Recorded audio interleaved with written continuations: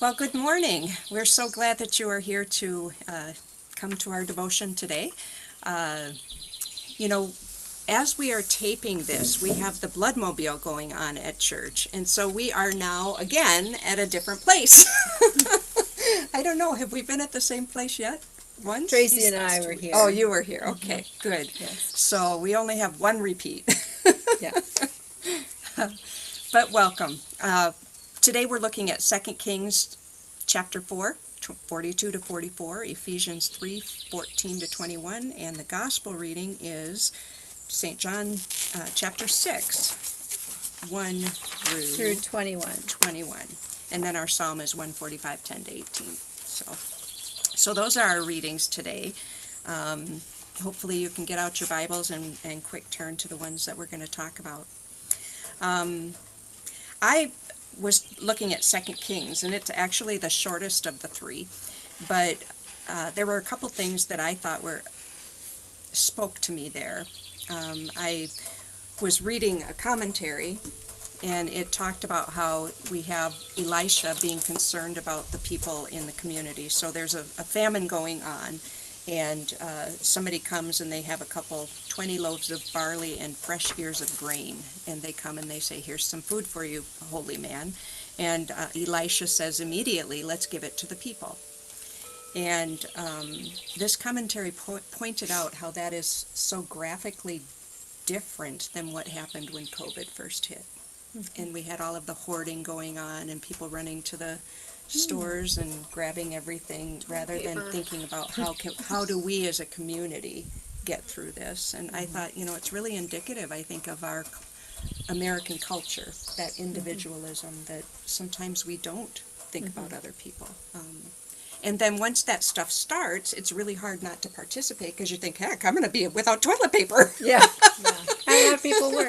Yeah, exactly. I think about that too. I just had a conversation with a family member about someone working at a facility, like a nursing home facility, and being hunted by another facility and wanting that worker to go to their facility.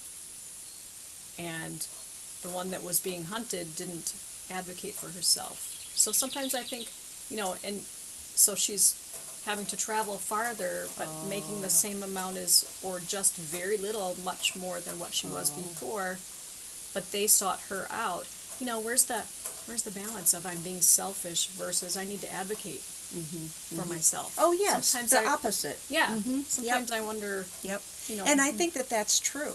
There are times, I just had it recently where there were some things that were being given away, and, I don't usually like to have a positive example of myself, but this is one where I did the right thing.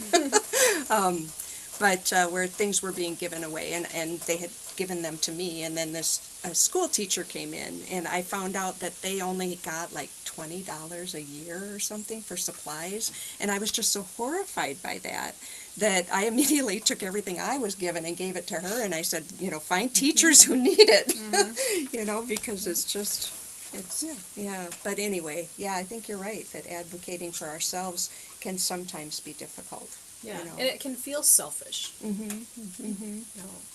And I know you're sometimes wanting to look out for, okay, so this company, we're serving others, like in a nursing home, we're serving other people, and I don't want to not be doing that if I want too much for pay, and they say no, then I'm not, it just, there's a fine line, and sometimes it feels icky to try to advocate for yourself when you're really trying to do the right thing for both the people you are around, but also yourself.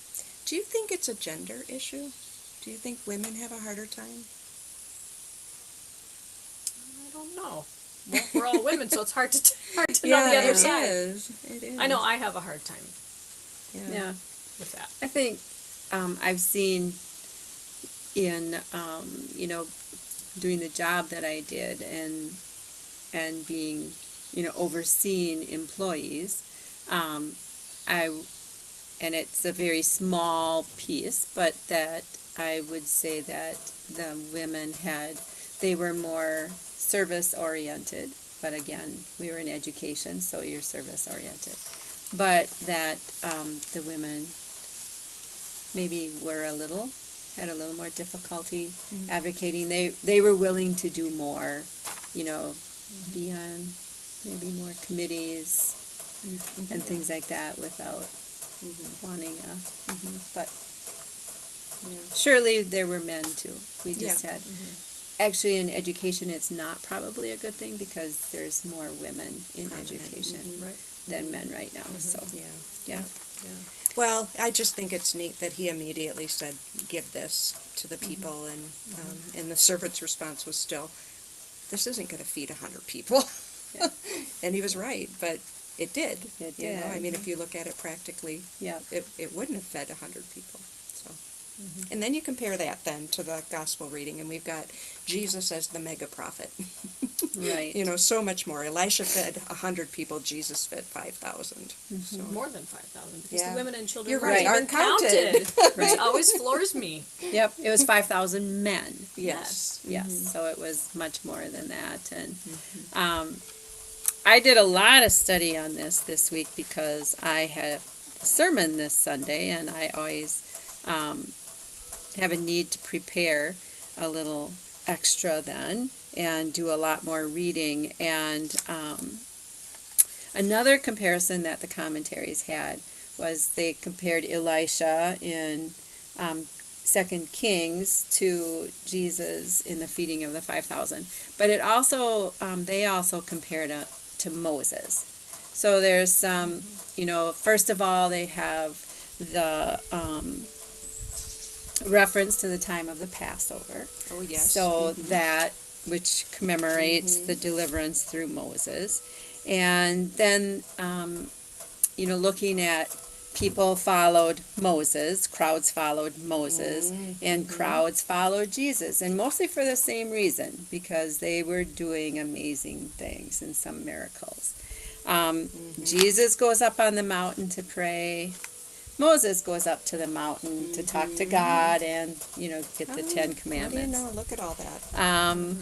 Moses fed his, the Israelites in the wilderness, and he had to ask God for help, but he fed them manna, and Jesus fed the 5,000 bread and fish.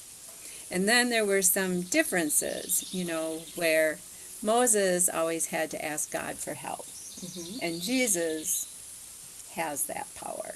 So he was able to do the miracle of changing the bread and fish to feed the 5,000, whereas Moses had to ask for help. In the story of today, the leftovers were gathered into 12 baskets, and then they were be able to, eat that. Whereas, if you remember the manna, if any leftovers, it spoiled and was eaten by maggots. Isn't that what they said? Yes. Yeah, when they gathered too much, Yeah, Yes. they tried to quickly save found it. out that Yes. we shouldn't have gathered more than Yeah. our share for the day. Yeah. And then when we look to the story of the water, Jesus was just able to look and see they needed help, and he just was able to walk on that water right out there. Where Moses got to the water, to the sea, and he needed to ask God, I need some help here, and God parted the sea so that the Israelites could escape. So those are just some of the comparisons, both similarities and differences between the story of Moses. And Jesus, the mega prophet, correct. otherwise Yes. known as God. Yeah. Well, I found that in walking out on that water, the disciples rode 3 to 4 miles out. And it was 5 to 6 miles across the shortest part of that lake to get to Capernaum. And so Jesus had to have walked, 3 to 4 miles. So it wasn't just I'm running across a little bit of water here. It's, it's showing more his sovereignty over creation, again, which he had done over the storm when they were in the boat before. Right. Which Although is, it did say too, sorry, nope, you go ahead. that perhaps he didn't walk all that ways. I'm wondering. Right. Because once he got on the boat, they said, yeah, Then, then they were hanging. then click, they were at the edge of the Yep. shore. So, could have been that he walked that far, or it could have been He just he appeared just was there. Yeah, right, right. And I find it interesting too that it also refers back to Moses with the burning bush, which you talked about earlier, when they ask who it is, and he says, "It is I." And at the burning bush, God says to Moses, "Tell the people I am who I am." So he uses the I am statement. And so Jesus is not only saying who he is to his disciples because they know him as Jesus, but really in general he's also saying, "I am God." Yes. Yep, by using that phrase. Yeah. Well, and regardless of whether he walked or whether he just appeared, it's clear they're in the middle of the lake, and so Right. then again you picture the deepest part of the lake. Yeah. Oftentimes we try to explain the miracles, like people will say, well, maybe there were stepping stones there, Yes. or maybe, but I don't know that we can ever really explain the miracles. They just are, and how it was accomplished, whether it used physical means or not, really doesn't matter. It was, whoa, we have some hummingbirds. I wonder if they saw that. I hope so. That was kind of fun. You can hear It was the them. hummingbirds giving us the tone that our time is up. Oh, darn, That goes so fast. It goes so does. fast. Not for them, maybe. So fast. Right. We hope that you enjoyed our discussion about this week's sermon, and please feel free to share that with others on Facebook, and let us know if you have any comments or if you would like to join us. We're always looking for new people. Love that. Yeah, so we hope you have a good week, and I will see you perhaps on Sunday. I hope so. Everybody Yes. come, because she'll have a wonderful sermon, I know. She keeps saying she Lots of doesn't good- think so, but Lots she of will. good words and Yeah. things to take to heart. All right. Well, before you stop, though, I want to say I am so impressed by the two of you and how your spirit, you just want so much to learn more about what the faith is and to walk closer with Jesus, and I just think it's an inspiration for all of us. So, Thanks. yeah. Well, you inspire us to do that. All right. Have a good week. All right. Bye. God's blessings.